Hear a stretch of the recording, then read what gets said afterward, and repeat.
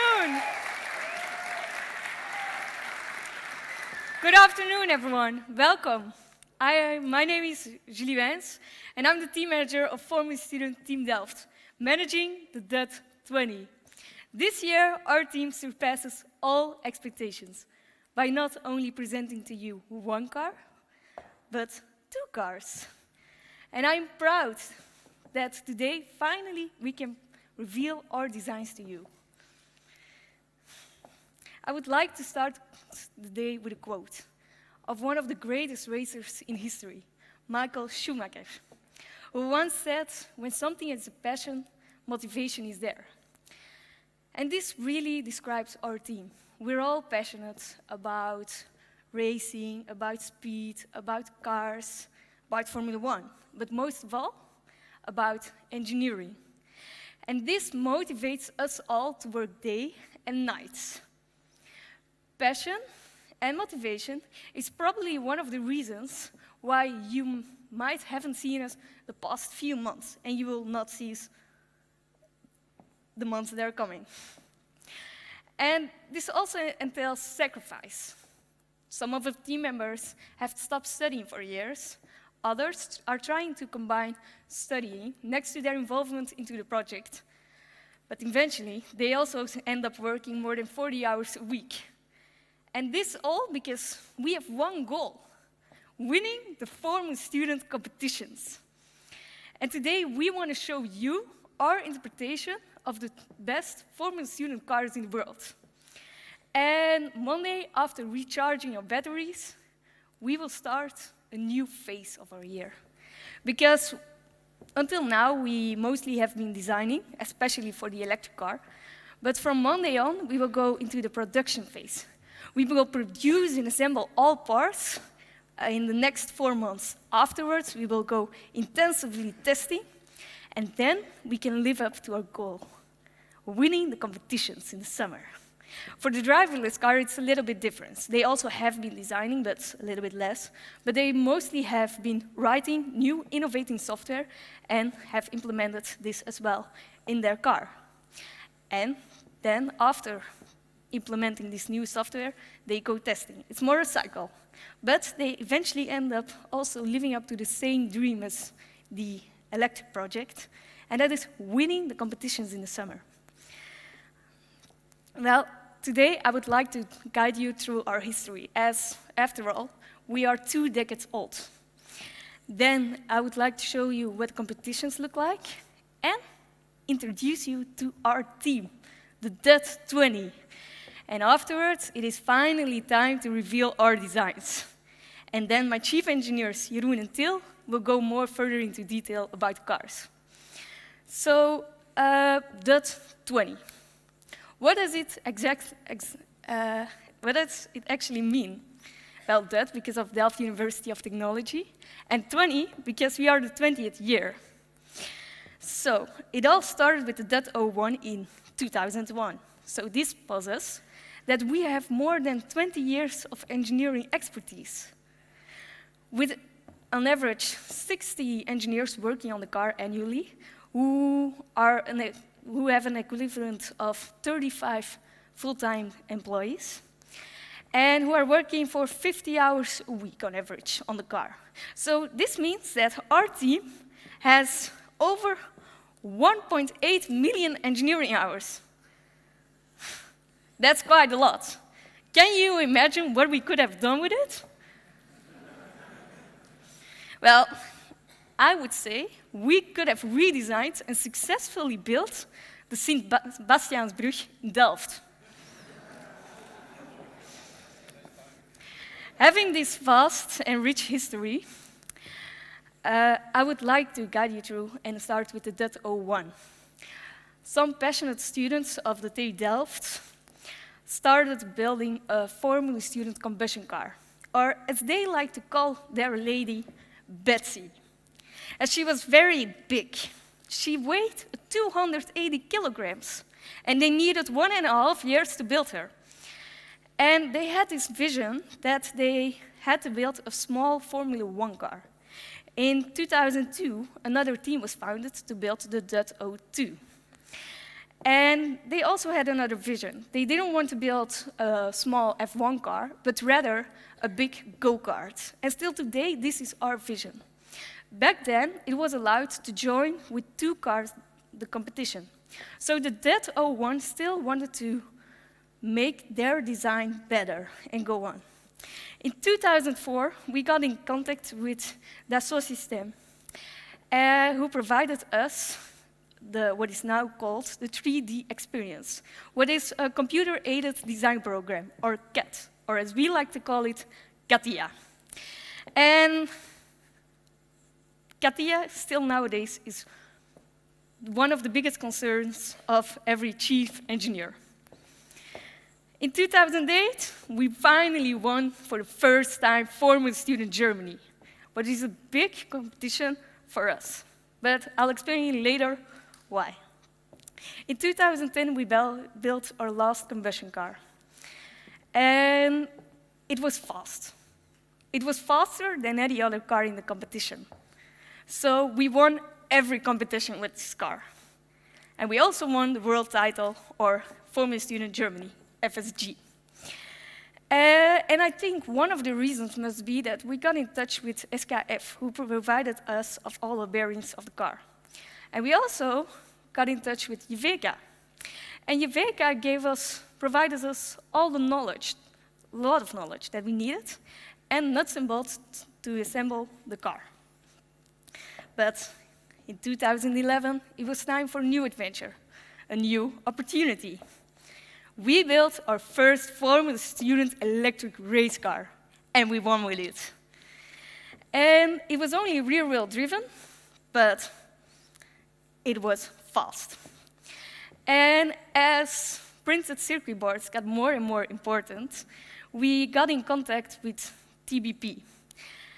And from 2012 on, they helped us and provided us all the PCBs we needed. But in 2012, we also wanted to go faster, so we came up with this new concept, a 4-wheel driven car. And because of all the extra components we needed, we also needed extra resources. And that is why we found Volkswagen to help us and provide all these resources that we needed. In 2013, the competition set constraints on the power limits. So we again had to find something new. And we came up with an aerodynamic package, which consisted of a diffuser, a rear wing, a side wing, and a front wing. And all these components generate downforce. And this downforce creates that we have more grip on the track, and thus we can go faster. In 2014, it was time to create our own rubbers, our own wheels. Together with Vredestein, we created them, and still today we are known for it, because they're so cute, so tiny, so little. And I think that one of the reasons that everyone knows us because of these small tires is also that Workflow helped us with our marketing from then on.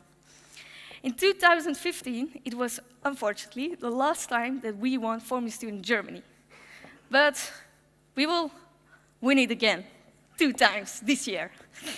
And what we also won in 2015 was a new partnership with Siemens, who gave us the ability to enjoy of more management resources. And I think there might be a correlation between the 2 of them, winning FSG and this new resource. I don't know. But in 2018, Brunel brought us to their race camp. And a race camp is actually a competition before the real competitions. It is a rehearsal. What is really important to get your team, your crew, just get them trained. And in 2019, Brunel brought us to Formula Student Netherlands, which we also won. So, is there again a correlation? I do think so. But that always could have enjoyed of good drivers. But how would our cars perform without a driver? Well, last year we took the opportunity to build an autonomous car, together in collaboration with Massachusetts Institute of Technology, or also MIT. together, we made the DUT18 car drive without a driver. And what do we want to do today? Well, today, this year, we want to take the opportunity to join the Formula Student competitions driverless again, but also the electric ones, because we want to give as many as possible students the chance to join our team. So, I've just told you about our history, but why are we doing it? Well, to join the competitions during the summer.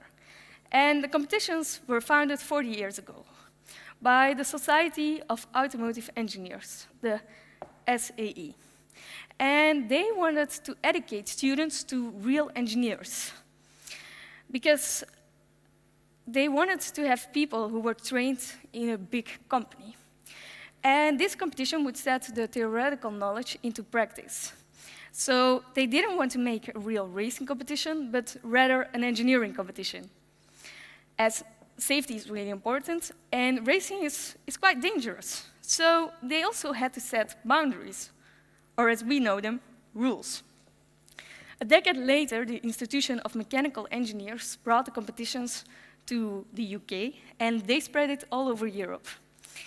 And in 2006, the Germans set up their own competition, Formula Student Germany, because they felt like the German teams achieved more, but they did not win. And nowadays, if you win Formula Student Germany, then you may call yourself the best Formula Student team of the world. So that is why we, Formula Student Team Delft, want to win Formula Student Germany driverless and Formula Student Germany electric. So I already have mentioned that the competition has 3 divisions: combustion, electric, and driverless. And we want to participate in 2 of them, the electric and the driverless. And we want to win in these 2. And how are we going to win? Well, by preparing ourselves for the events of the competition. And there are 2 types of events in the competition. You have static events and dynamic events. The first static event is the design judging, where all the design choices are questioned. Because being an engineer, you have to make compromises at all time. For example, the biggest battery will provide you of more power, of more energy, and this will give that you can drive faster, and it's really useful. But the bigger the battery, the bigger the mass, and this has a negative effect on your weight, so also on your speed. So this example shows that every decision our engineers have to make is considered by high science or with high consideration. Okay, but the next event is the custom manufacturing. It's an event where we have to show all our expenses, and we also have to show how we manufacture, if the procedure that we choose for is the most efficient or not. And the last event of the static events is the design presentation. The business presentation, excuse me. And why do we have a business presentation? Well, because we have the best engineers in our team, and they are able to design and produce the best products in the world. But if we are not able to sell it, what is the point of it? But okay, we still have to race, so let's go over to the dynamic events. For the dynamic events, there are different events per division. For the electric division, we have the acceleration, the skid pad, the autocross, and the endurance. For the driverless, it's a little bit different. We also have an acceleration, a skid pad, and an autocross, but the 4th event is different. We have a track drive for the driverless. But okay, the first event is the acceleration. The goal is to accelerate as fast as possible on a distance of 75 meters. And we have one of the fastest accelerating cars in the world. So this is really a stronghold for us. We accelerate from 0 to 100 in 2.18 seconds, which is comparable to an F1 car's ability. So For all the Tesla owners in the audience, don't ever try to impress us ever again. And if you still don't believe me, well, let's have a look by yourself.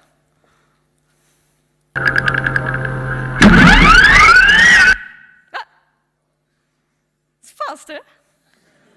Wow. But for the driverless section, the challenge is even greater, as they have to accelerate without the driver.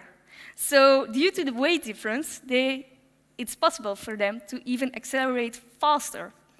Okay, but the second event is a skid pad. The track is H-shaped, so we have to drive 2 circles on the right side of the track, and afterwards 2 circles on the left side of the track. The skid pad tests whether your car is able to drive fast around corners. The third event is the autocross. And the autocross is actually a combination of the acceleration and skid pad. So we have to drive in full power, because we have to drive as fast as possible on straights, but also through corners, around corners. And then, the last event of the competition, the endurance and the track drive. This is a really important event for both divisions. Every little mistake can be decisive. So we really have to be aware of what can go wrong and why it can go wrong. So for the endurance, we have to drive at 22 kilometers, what is around 17 laps of the autocross. And as all factors, efficiency, speed, and performance are important, making a trade-off is really, really hard. For the track drive, it's a little bit different. The car has to drive 10 laps of the autocross. So the driverless car already has driven the autocross before, so one lap of the track. So the day before, it was able to already localize and make a map. So actually, it should be able to drive even faster the day after, when it has to drive 10 laps of the autocross. Okay, these were all the events. And I've just been talking for more than 10 minutes about the great achievements that DUT already has accomplished, but I haven't introduced you to the team yet. And you might think that we only have straight A students in our team. Well, it's not. Because it's not only that genius brought us where we are right now, but we also need creativity and imagination. Our team consists of 110 team members who are sitting right over there. And our team is very diverse, consisting of 26 nationalities only in Delft, which adds up the flavor of the team because of the cultural diversity. And I already told you that that our projects are really complex. So we need a lot of different backgrounds. We have in our team mechanical engineers, but we also need aerospace students. We also need computer science students, industrial design students, and many, many more. And if I haven't impressed you yet enough, we have still 40 other team members across the ocean at MIT. Because of the big distance and the diversity of nationalities in our team, communication is really important at all times. And it has to be said that we are not only working on a professional base, but we are also very close-knit socially. Because we have gone on a number of go-karting outings on a team weekend, and this really has solidified the team. And I am proud that I'm the team manager of this particular team, because what they do is beyond imagination. They undertake opportunities that they might not have even could have dreamed of in their wildest dreams. And their driven force is a bottomless ambition to innovate, create, and realize the impossible. A team where everyone deserves an extenuating applause.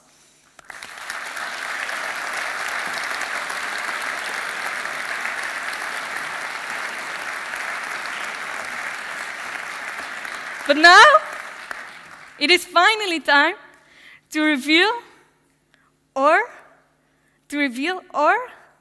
designs, what I think are the best designs in the world. Thank you very much.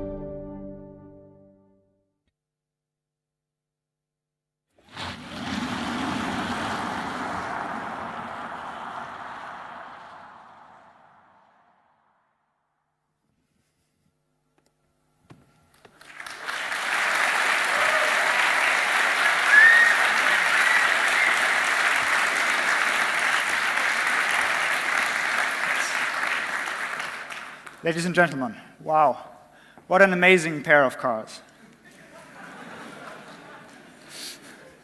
Thank you so much for joining us. My name is Til Blaha, and I'm the chief engineer for the DUT20E, which is going to be the fastest car that we'll ever roll out from the student team Delft. Up here with me is my counterpart. Welcome everyone, again. My name is Jeroen van der Knaap, and I'm the chief engineer of the Driverless project. I feel honored to get this opportunity to tell you everything about our car. But before, I would like to ask Til to kick off with the basic design principles. Exactly.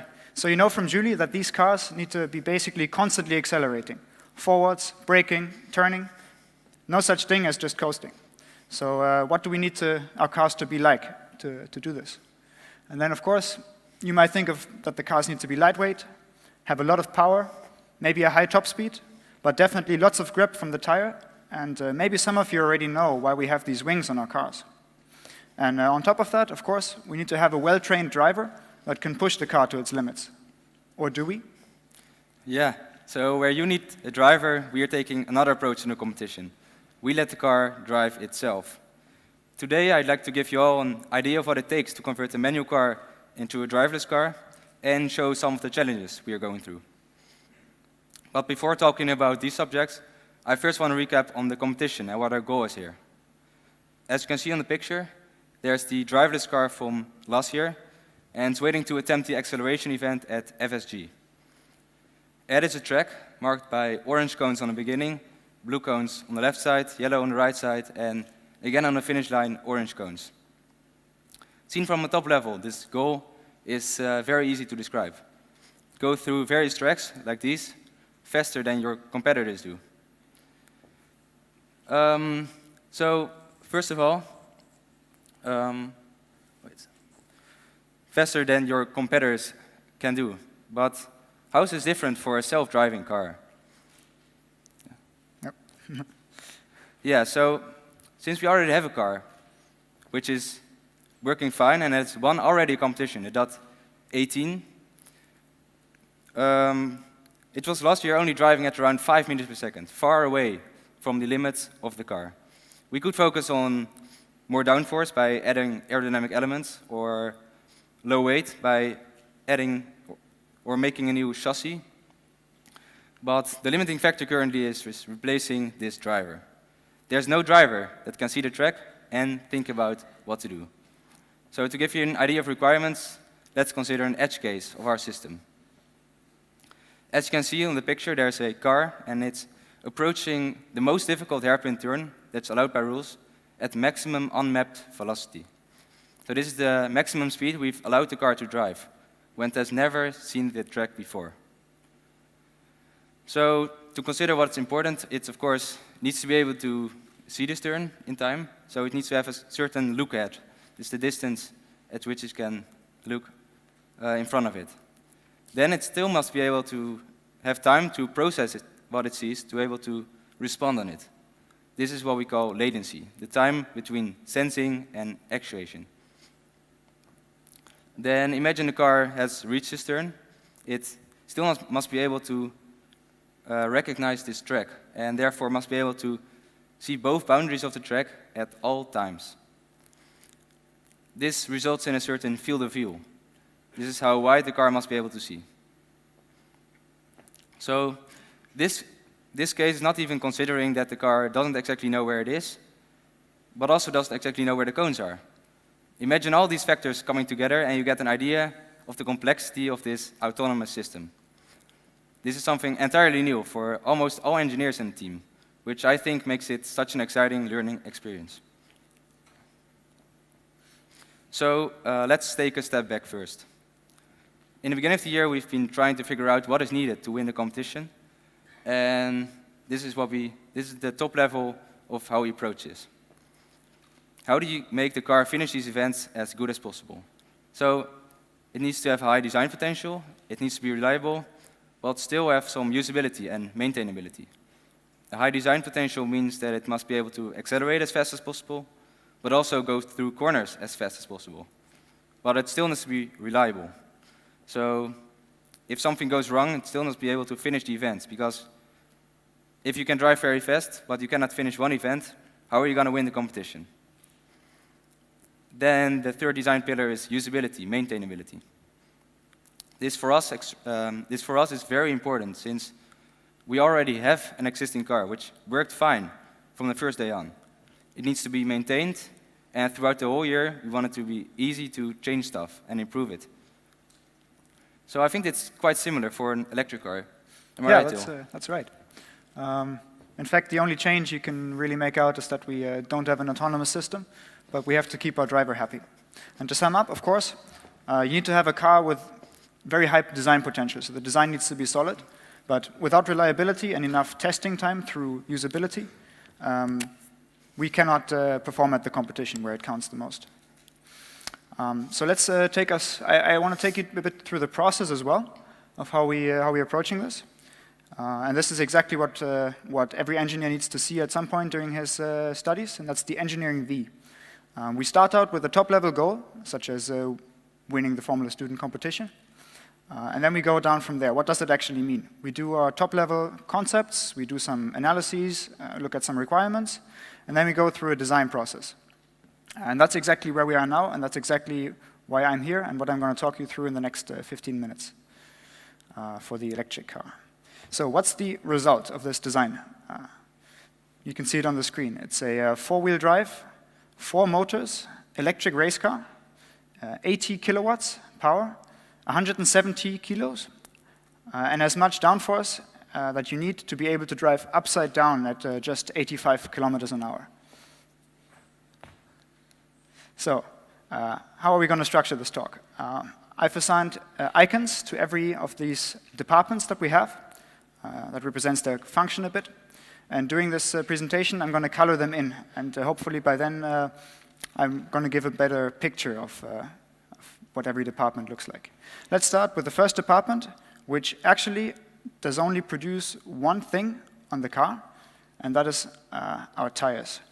These are 14.5-inch signature Vredestein tires, the smallest in the competition. They were also, of course, one of the lightest, and we think the most grippy as well. Understanding these tires is very important because they're the only thing that in the end contacts the road. And together with knowledge from other departments, such as suspension, powertrain, VD can combine all the data and help every single department in the team to make better design choices. And for that, of course, we can rely on some past data.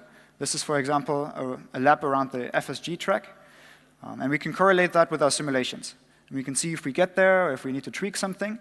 And if we get it right, then we can be sure that we can extrapolate the data and predict what different designs can do as well.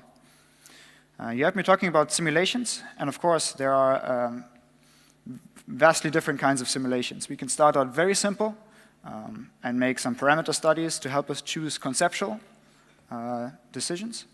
But as we add in data from other departments, such as suspension, drivetrain, software, and even track roughness, we can make full car simulations that help us to define a vast amount of design parameters very well. Interesting always to see is that VD doesn't directly design parts in the usual case. They always need to act through another department. For instance, suspension, they have to work together with suspension to make sure that the design is both optimal, but also structurally sound and producible. The only thing that they do design is a very critical piece of software on the car, which is our control system. And of course, I explained it, we have a four-wheel drive system. So that means, since we have 4 wheels, 4 motors in every wheel, no, 1 motor in every wheel and 4 wheels on the car, we can be sure that we can apply that torque or that power optimally at each moment around the lap. And that's what VD also takes care of. So, the first department, very theoretical, but we finished it.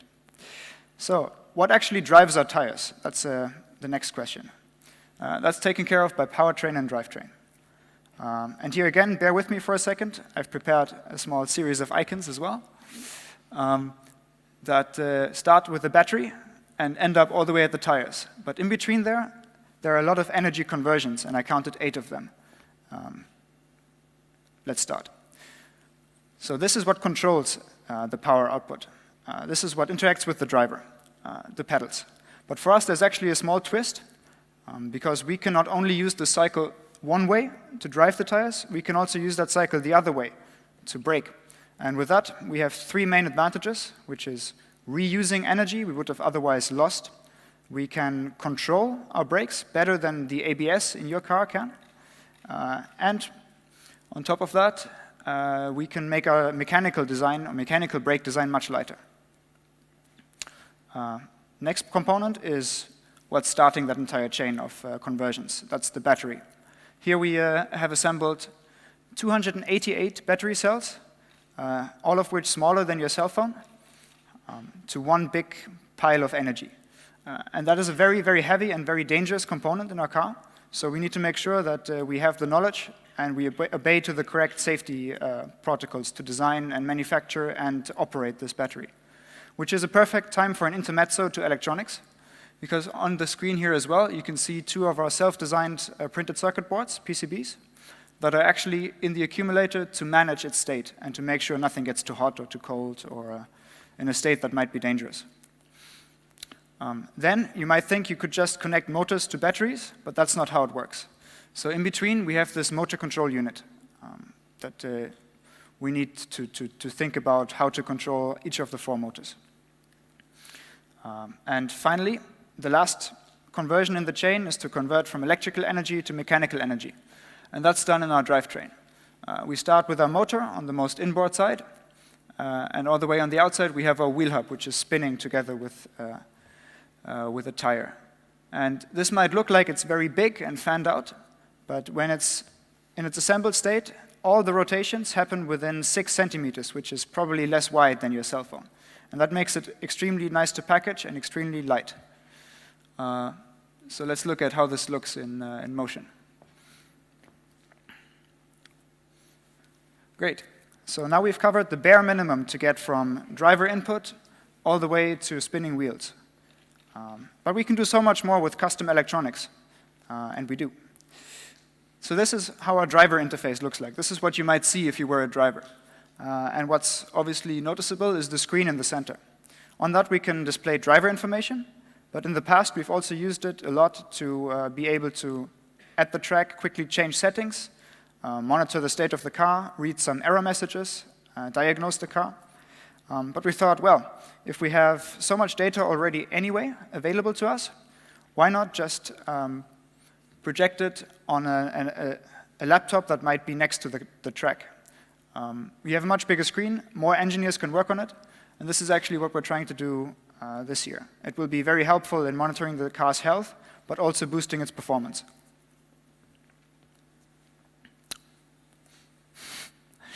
And here you can see the integration of the system in our car.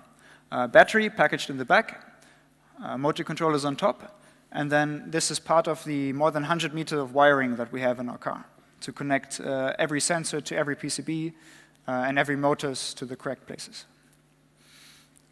So, we've covered vehicle dynamics, we went through the entire driveline, and we talked about what we can do with electronics and software. But now the question is, where do we package everything? And that's what I've oversimplified with this box. We need something to put this into.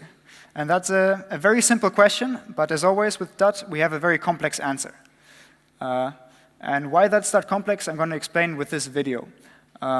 Imagine you start out in early November with this. It's just a stick figure, and it's some boxes representing the major components of the car. And then over time, stuff might change. Oops, stuff might change.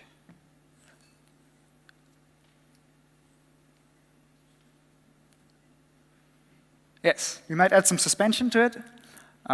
We might try and move around some things, up, down. We add some electronics, put them all in the correct places, add some wiring, and finally some nuts and bolts to finish it off. But you saw a lot of change going on, and chassis needs to react to all of that change as well, because, well, everything is fixed to the chassis, or at least most of the things. And here's another video of how that worked.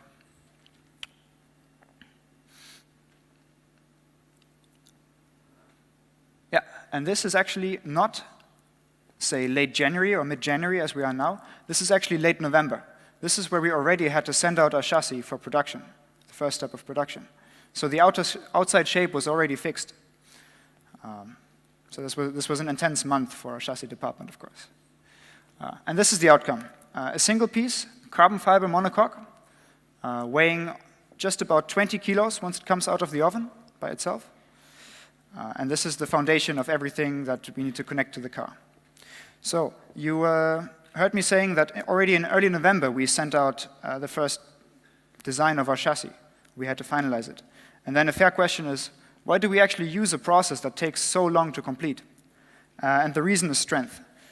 So I brought this test panel that represents one of the side sections of the chassis. And we tested this. It weighs around 500 grams.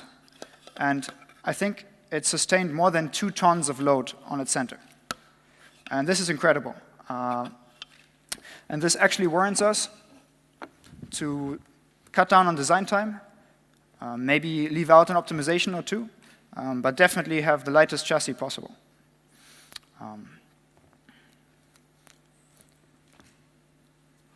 So there we are. We have basically everything covered. We know where to put our components, but we're still missing a link. And actually, it's 6 links. It's 6 links per wheel that connect the wheel to the chassis, and that's what we call the suspension. Suspension design, its main goals are to satisfy targets that VD sets out, negotiates them, of course, and we need to be able to package them all inside our wheels. And then on top of that, of course, we need to have the correct springs and damper settings to be able to care about not the driver, but the tire. So it's very important to extract as much performance possible from the tire.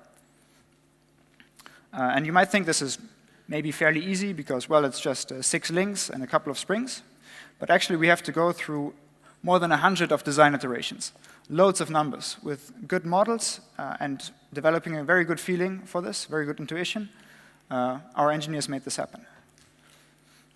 And here's just another picture of how beautiful this mechanical design turned out to be. And I personally, actually, I can't wait to see this in motion. So there, actually, we go and we have a final car. We could take this car and we could go out and drive with it and even compete at the competition. But definitely we cannot compete for the win, because for that, we still need aerodynamics. So how do they work? We have wings on our car that look like this.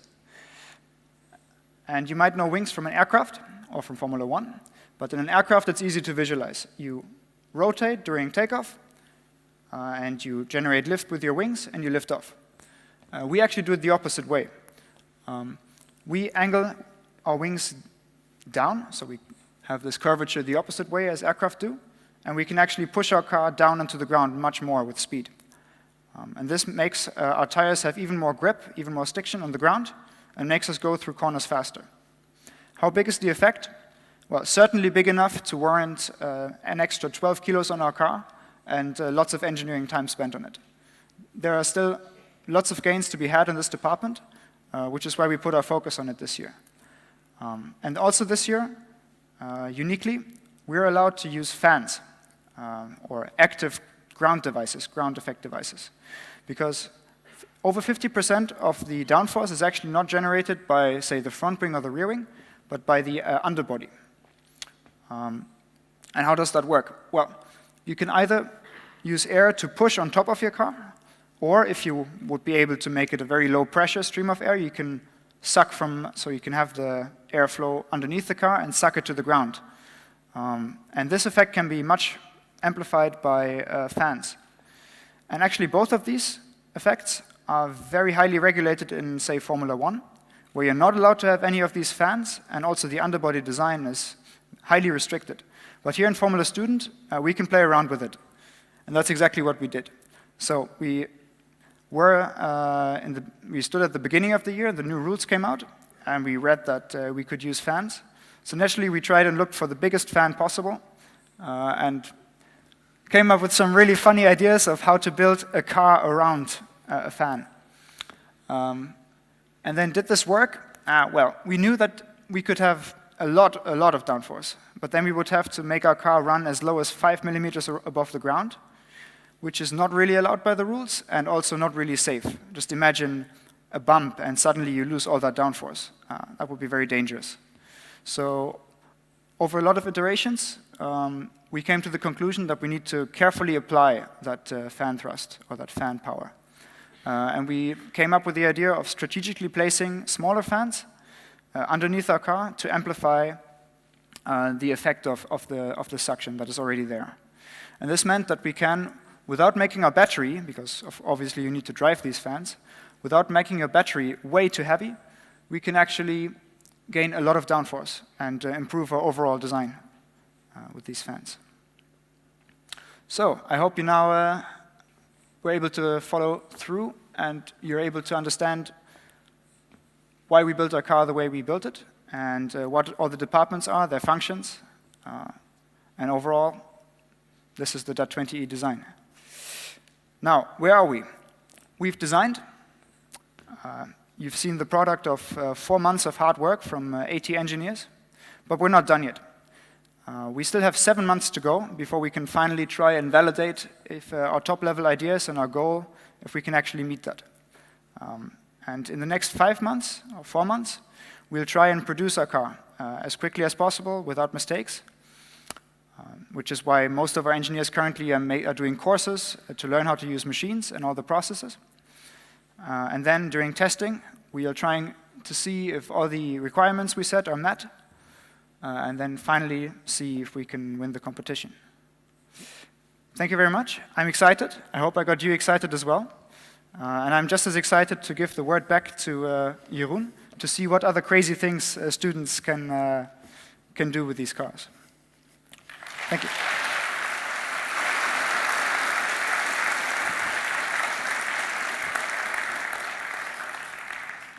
Thank you, Till. So, where our car already went through this process to be designed as an electric car, we are adding a second circle. As you can see, it's fairly similar, but it's just a little bit different. For example, there's no design phase here.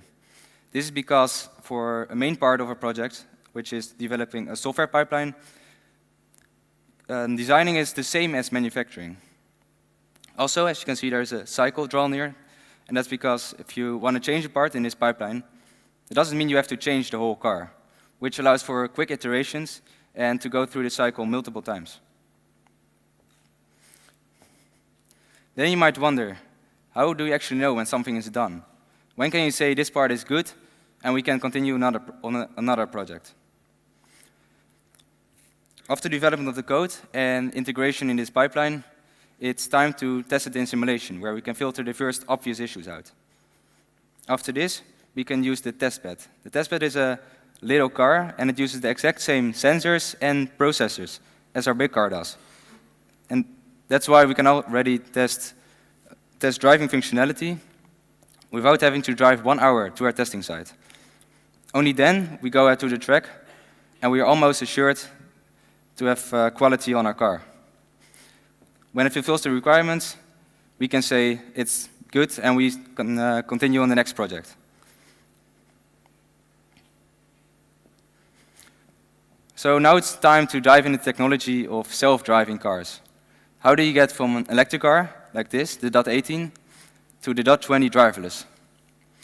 In order to explain you this, I want to think in the same way as how does a driver what does a driver do when it's sitting in a race car? When we think about this in the hardware part, this is where mechatronics comes into play. So a driver needs to be able to steer, push the throttle pedal and the brake pedal as well. In able to steer, we use a motor, as is shown here, and it's connected via gears to the steering column, and it's able to turn the steering wheel from left to right in only half a second.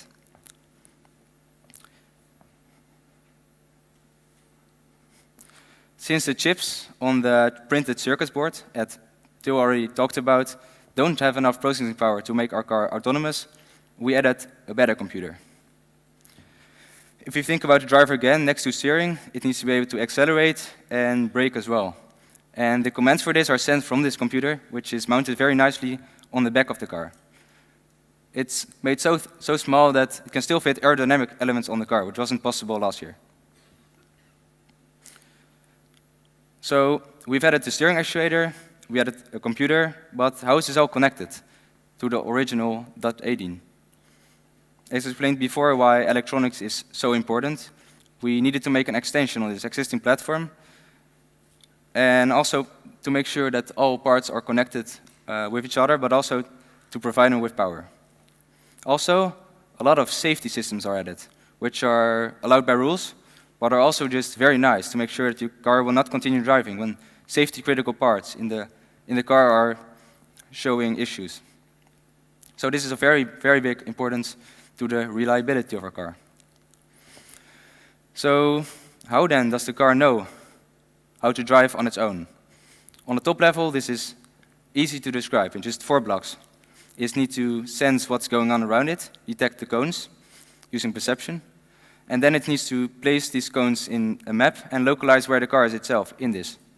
After this, a path can be planned ahead, which then can be controlled using control systems and sent to the steering actuator and all of the 4 wheels independently.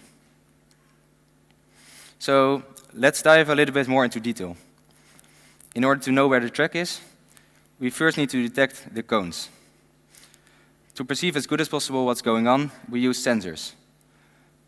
There are a couple of requirements which are very important for these perception systems, and this is mostly it needs to be able to distinguish between the environment and the cones accurately, and next to that, figure out the distance to the cones. For these reasons, we chose to use a LiDAR and multiple cameras. LiDARs have the advantage that they are very good at estimating this distance, but they only work at short range. Cameras, on the other hand, work at longer range, but they're a bit worse in estimating distance to the cones. It's also very easy to detect cones and their color with them. So you heard me talking about a LiDAR already, but what actually is a LiDAR? A LiDAR is actually a very simple sensor. It's a sensor that shoots out light pulses and measures the time it takes for them to come back after reflecting on certain objects it meets on the way. This way, it can estimate the distance to them very accurately. But it also sees the ground, as you can see here. Luckily, in the first step of processing, this ground can be removed, after which it's already a lot easier to detect the yellow and the blue cones. Something else that the LiDAR can do is measure the intensity of the reflection. And as you might know, white objects reflect more than black objects. And this makes it possible to distinguish between the different cones. Because of their high resolution, cameras are good at detecting cones and recognizing their color, even at very far distances. We are using stereo cameras. These are sets of 2 cameras next to each other, which estimate distance in the same way as your human eyes do. As you can see in this video, every time it detects a cone, it places a box around it, and these cones are detected using machine learning. Every frame, again, in just a couple of milliseconds, able to detect all these cones, that come in. But yeah, we use multiple sensors, but they also need to be fused. Since we have all these sensors, which are made for the same map, it's important that they're calibrated to each other. So what does it mean? To explain this, let's look at these cameras, which are in the middle of the car, and the LiDAR on front. There's around a meter or a bit more in between them. So imagine it detecting the same cone. We'd also estimate them to be 1 meter apart from each other. And this calibration is not only for these two devices, but it's for all sensors that are used to make this map. So, as I've explained, after every frame, the perception systems are able to estimate the distance from all the cones it sees at that frame to the car. But in order to get a good idea of what this map looks like, what the track looks like, it needs to add all the frames up and make this map of cones from it. So that's where state estimation comes into play. State estimation is all about sensor fusion. And this is to get an as good as possible idea of not only where the cones are, but also where the car is in this map of cones. Using, for example, GPS and wheel speed sensors, it can estimate the movement of the car. And by combining this with the detection of the cones, it can give a better estimate of what the maps look like and where the car is in this map. So let's show this visually. As you can see here on the first frame, the car perfectly knows where it is. It's just standing still, and it just opens up its eyes, it sees these cones. But these sensors are not perfect, so even more for the cones further away, it's very hard to estimate their exact location. Then it would move up a little bit, but just based on the measurements from the GPS or the wheel speed sensors, it can give somewhat of an estimate of where the car has moved to. But it's not very clear, so yeah, imagine this going over and over again. This uncertainty would add up, and it would be a big issue. Then it opens up the eyes again, and it recognizes the cones, the same ones as it did in the first frame. And because of this, it can not only estimate what this map looks like better, but it can also estimate where the car is in it better, because it sees this distance to these cones. And the nice thing is, after full lap, it can save this map, such that in the next ones, it can go even faster. So then it has built this map of cones. I think it's ready to plan ahead a path. But actually, it sees some cones, but it doesn't yet know where the track is. There could be other cones placed next to it, or some cones that are not actually there, which are detected in the perception part. So using some hard mathematics, we are able to predict which part of these cones are part of one of the 2 boundaries, and only after this we are able to plan ahead a path for the car. So for this path, it's very important that the car is, of course, actually able to follow this. It has to be very smooth, otherwise control systems will not be able to translate this to commands to the 4 wheels and the steering actuator. So as a last step, there's a speed profile added to this, which shows how fast the car can go at each part of the track. Also, this speed profile, this map, the whole track, everything is saved such that in the next lap, the car can drive really at top speed. And this is where controls is needed. To translate this path to the spinning wheels and a moving steering wheel, we need control systems. The controls part needs to make sure the car is braking with the right force on each wheel and the exact right steering angle. So how does it know how to do this? So it needs a very, very accurate model of the car, such that it can estimate if it would input a certain acceleration that it would actually do what we want it to do.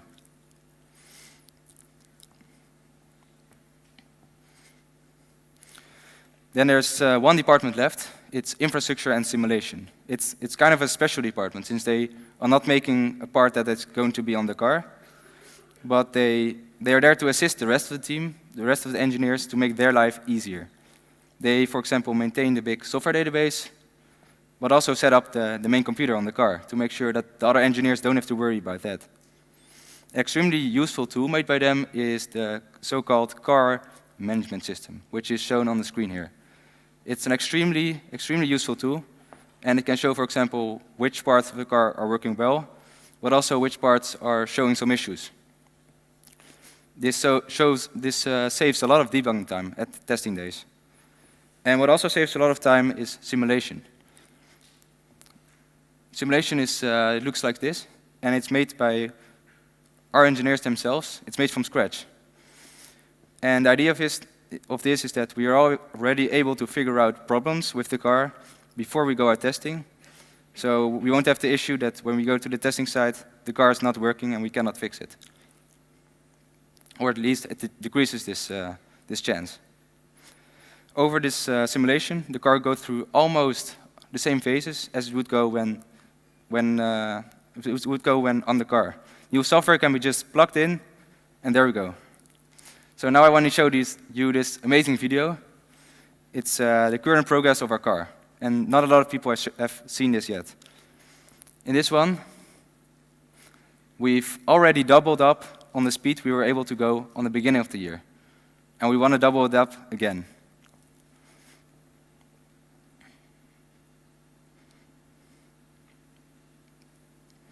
So if everything went well in the simulation, it's time to go to the testing site. But since the process of testing is so time intensive, we try to keep optimizing this process continuously. When new software has been developed and it's added on our software pipeline, it's put on a testing backlog, after which, based on priorities, it's put on the testing plan for the next day, which then is followed step by step to make sure that the testing day is spent as efficiently as possible. But before we actually go to the track, we first put the car on the lift. It's called the box, as you can see in the third picture, to make sure the car is spinning wheels with the new software, and we won't have issues like a software license being expired. Of course, never happened before. So another big thing that is important for testing days is safety. One thing is that we have one beautiful car, but it is very fragile. We have to keep it in good state until other competitions, and of course, preferably even longer. It's able to accelerate at very high rates and reach top speeds over 100 kilometers an hour.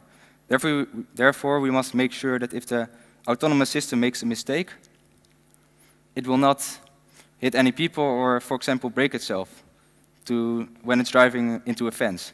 So therefore, we have a strict system that only the person activating the car is allowed to be in close distance to it.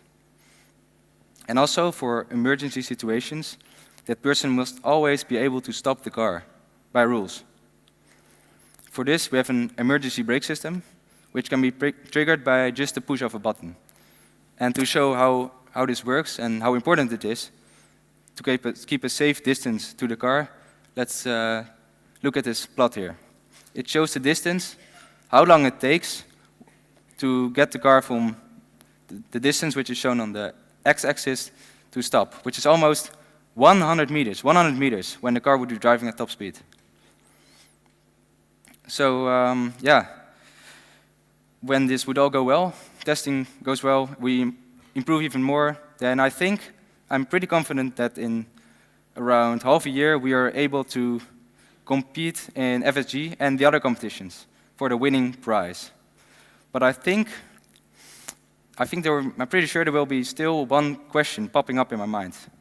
Which of our two cars is going to be faster? So yeah, our car is a lot lighter, does have a driver. But also it's already driving, and there's even won competitions. So yeah, I'm pretty confident that our car is gonna be the fastest one. Do you agree, Till? Those are some strong arguments, but I can't say I agree, no. I trust in the improvements that our engineers have made over this design period. And of course, we still have to build it. But our driver will have a very steep learning curve without expiring software licenses and any sorts of bugs. So it will be a close race. Yeah, I guess we'll see about in around half a year. Thank you all for listening to the technical part of the presentation. Now I would like to give the word back to Julie.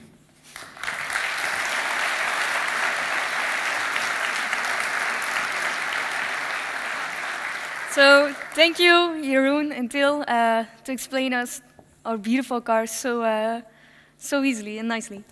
But this all would never have been possible if we wouldn't have got any support. So I would like to thank all the parents who gave the freedom to their child to join our team.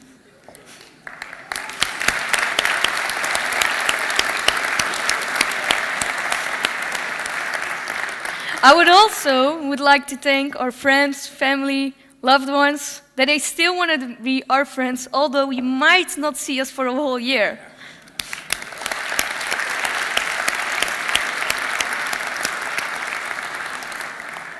And I would like to thank the people who made this an opportunity for us, who made all the resources available for us. Because of them, we can be opportunity takers. And as the old cliché says, it takes a village to raise a child. Well, the team is our child. So thank you very much.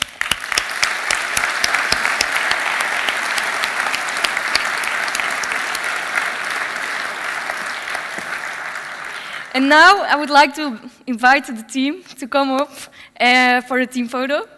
I would also like to ask kindly to family and friends to come forward later after the photographers have taken the photos.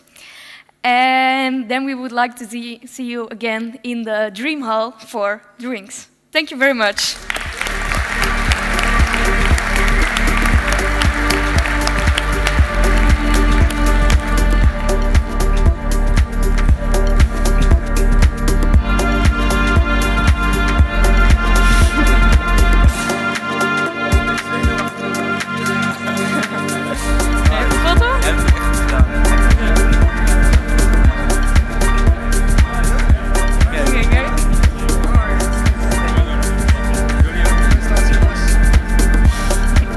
Foto maken nu, jongens.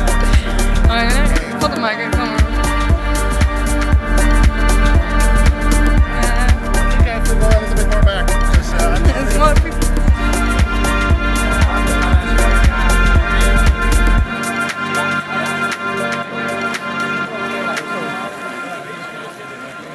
Maar ik ben